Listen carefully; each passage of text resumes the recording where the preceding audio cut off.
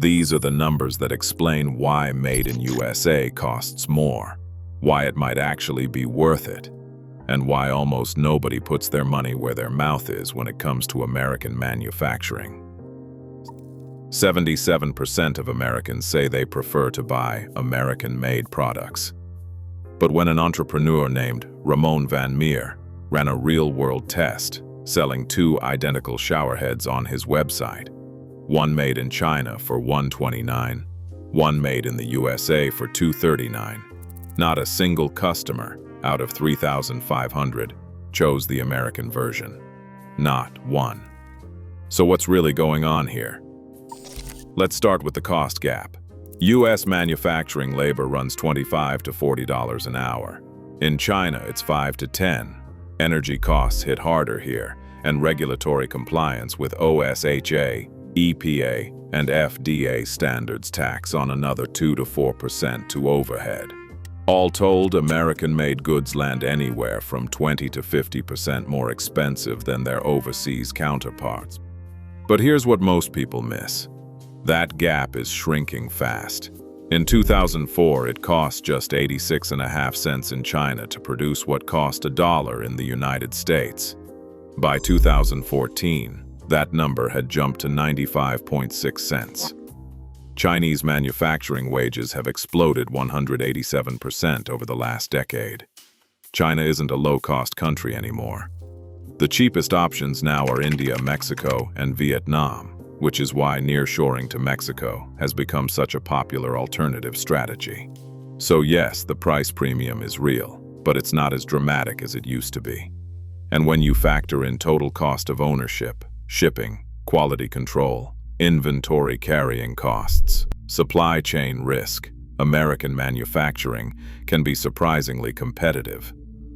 A 40-foot container from China, $7,000 to $8,000, and takes 3 weeks. From Mexico, it's about a third of that.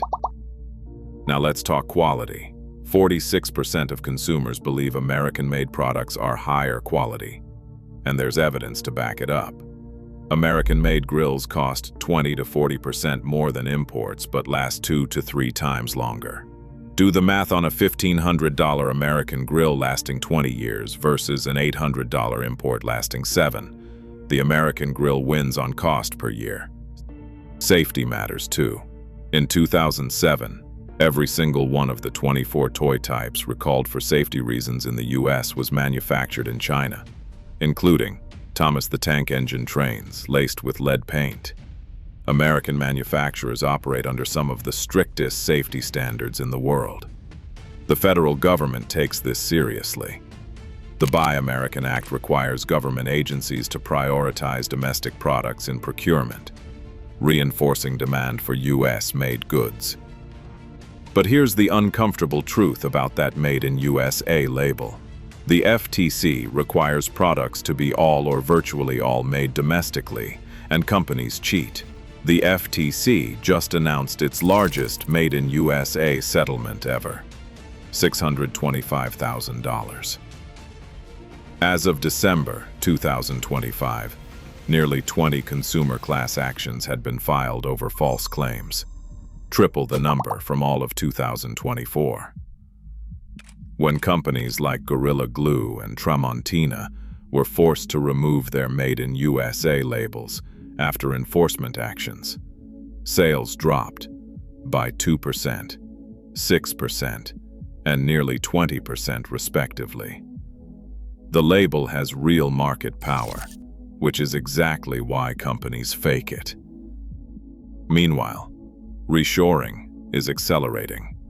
According to Harry Moser and the Reshoring Initiative, 244,000 manufacturing jobs were announced through reshoring and foreign direct investment in 2024 alone. Since 2010, that cumulative total exceeds 2.5 million jobs. 88% of those new positions are in high-tech sectors.